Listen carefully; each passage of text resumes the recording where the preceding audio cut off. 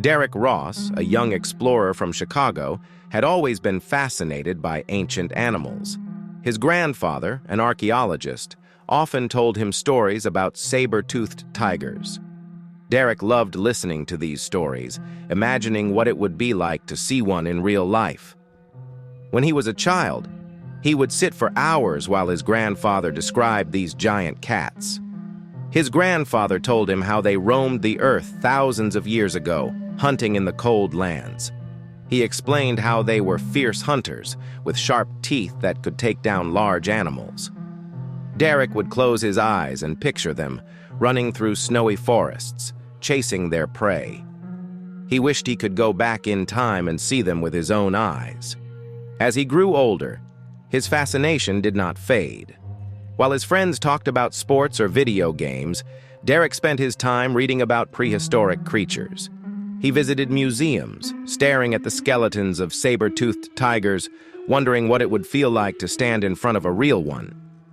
His grandfather encouraged him, saying that history was full of mysteries waiting to be uncovered. But then, 4 months ago, everything changed. His grandfather passed away. It was a difficult time for Derek. The person who had shared so many stories with him was gone. The house felt empty without him. Derek found himself wishing he could hear one more story, one more adventure from the past. Then something unexpected happened. A few weeks after his grandfather's passing, a package arrived at his door. It had no return address, but the handwriting on the label looked familiar. He recognized it immediately. It was his grandfather's. His heart pounded as he opened the package. Inside, there was an old videotape. It was dusty, as if it had been stored away for a long time. He held it in his hands, wondering what it could be. His grandfather had never mentioned sending him anything. Why had he left this for him? Without wasting a second, he put the tape into a player and pressed play. The screen flickered, and then his grandfather appeared. His voice was serious, his expression calm but intense. "Derek, if you are watching this, I am no longer here," his grandfather began.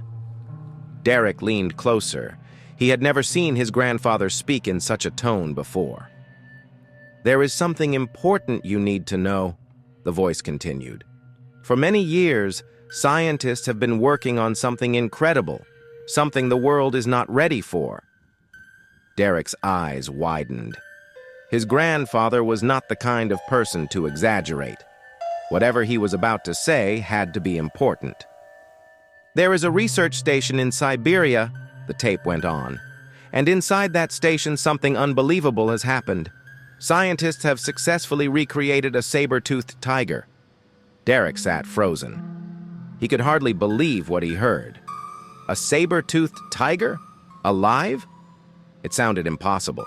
Scientists had talked about bringing back extinct animals, but he had never imagined they had actually done it. His grandfather continued. "This is something the world does not know yet. But I wanted you to know, because I know how much you love these creatures. If you choose to find it, be careful. This is not just a discovery. It is something bigger than any of us." The tape ended. The screen turned black. Derek sat in silence. His mind was racing. If this was true, it would be the biggest discovery of his life. It would change everything. He had to see it with his own eyes. He thought about what his grandfather had said. The world did not know about this yet. That meant no news reports, no articles, just a hidden secret buried in the icy lands of Siberia. He knew this was dangerous, but he also knew one thing for sure. He could not ignore it. His hands shook with excitement as he grabbed a notebook and started writing a plan. He needed to prepare for the journey. He had never been to Siberia before, but he knew it was one of the coldest places on Earth. He would need warm clothes, survival gear, and enough supplies to last him for weeks. He checked his camera, making sure it was in perfect condition. If he found what he was looking for, he needed proof. The world would not believe him without evidence. Derek took a deep breath. His life was about to change. Without wasting time, he packed his bags, took his camera, and started planning his journey to Siberia. Siberia was known for its harsh winters and endless icy landscapes. Derek arrived after a long flight, carrying his equipment, including his camera and warm clothes. The temperature was freezing, but he was determined to find the research station his grandfather had mentioned. As soon as he stepped off the plane, the cold air hit his face like a sharp blade. He had never felt anything like it before. He had dressed in layers, but even with thick gloves and a heavy coat, the cold cut through him. He took a deep breath and adjusted the straps of his backpack. There was no turning back now. His first challenge was finding transportation. The airport was small, and there were not many people around. He had arranged for a guide, a local man who knew the land well. The guide met him outside, dressed in a thick fur coat and heavy boots. His name was Ivan, and he spoke little English, but they understood each other well enough. Ivan drove him as far as possible in an old truck. The road was rough, covered in snow and ice. The truck rattled as they moved deeper into the wilderness. After several hours, they reached a point where the road ended. Ivan stopped the truck and turned to Derek. He pointed toward the vast, empty land ahead. "This is where I stop," Ivan said in his broken English. Derek nodded. He had known this moment would come. The rest of the journey had to be on foot. He stepped out of the truck, feeling the cold wrap around him even tighter. He checked his gear, making sure he had everything he needed. His food supply was limited, but he had packed protein bars, dried meat, and bottles of water. His sleeping bag was designed for extreme cold, but he still worried about the freezing nights ahead. With a final nod to Ivan, he started walking. The snow was deep, making each step difficult. His boots sank into the icy ground, and his breath turned into white clouds in front of him. The wind howled, pushing against him, trying to make him stop. But he kept going. Day after day, he walked. At night, he found shelter where he could, inside small caves or under thick trees that blocked some of the wind. He wrapped himself in his sleeping bag, but even then, the cold seeped through. His fingers and toes ached. Sleep was hard, and hunger gnawed at him. His body grew weaker. His legs felt heavier with each passing day. His supplies were running low, and the journey was far more difficult than he had imagined. Many times he thought about turning back, but then he remembered why he was here. He pictured the saber-toothed tiger standing in front of him, alive and breathing. He thought about his grandfather, about the stories he had told. This was his chance to see those stories come to life.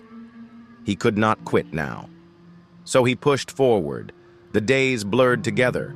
The white landscape stretched endlessly in every direction. He saw no signs of life. No animals, no people, no buildings, just snow and ice.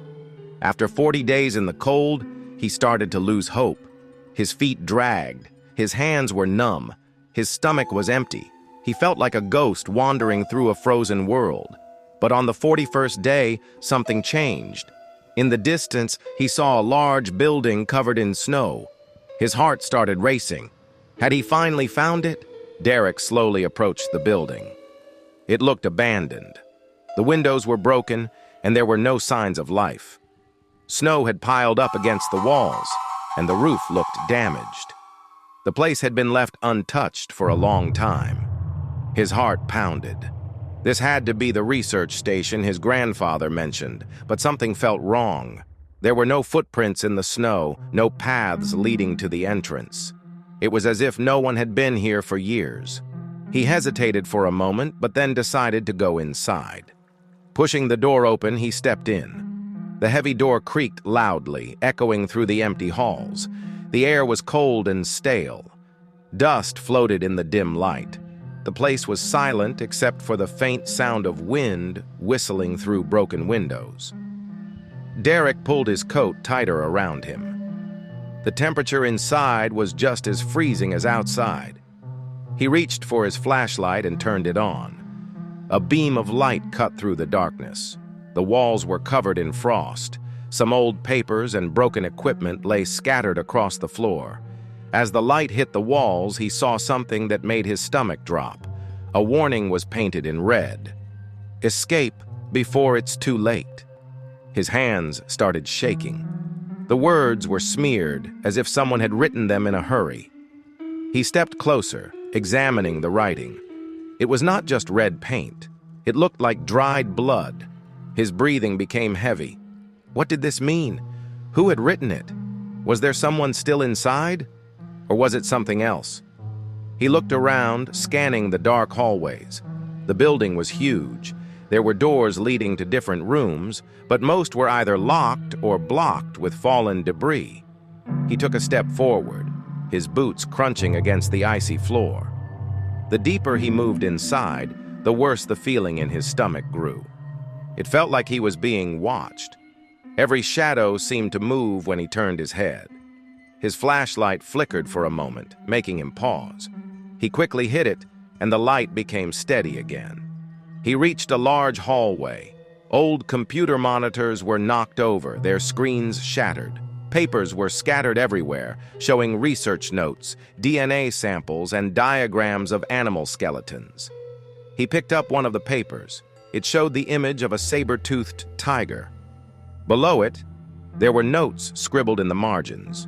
Words like unstable, growing too fast, and loss of control stood out. A chill ran down his spine. Something had gone wrong here. He thought about leaving immediately. Every instinct told him to turn around and run. But just as he turned around, he heard a deep growl from inside the darkness. His body froze. The sound was low and guttural. It was close, too close. His flashlight trembled in his hand as he slowly lifted it. The beam moved across the walls, over the broken equipment, and into the darkness ahead. The hallway stretched further, leading to another door. The growl came from there. His breathing was shallow. He knew he had two choices: run back the way he came, or move forward and see what was inside. His curiosity was stronger than his fear. He took a careful step forward. The growl turned into deep breathing, slow and heavy. His heart pounded in his chest. He was not alone in this building. With each step, his boots echoed against the cold floor. The air felt thicker, harder to breathe. He reached the door and saw that it was slightly open. The darkness behind it seemed endless. He reached out, pushing it just enough to look inside. His flashlight revealed a large room with shattered glass and metal cages. Some cages were broken open, their doors bent and twisted. Others remained locked, with deep claw marks covering the bars. The breathing grew louder. Derek turned his flashlight to the far corner of the room. His breath caught in his throat. Two glowing eyes stared back at him. Derek froze in place.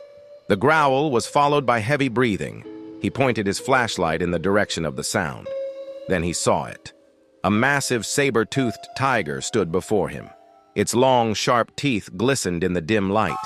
Its fur was thick and golden, covered in patches of frost.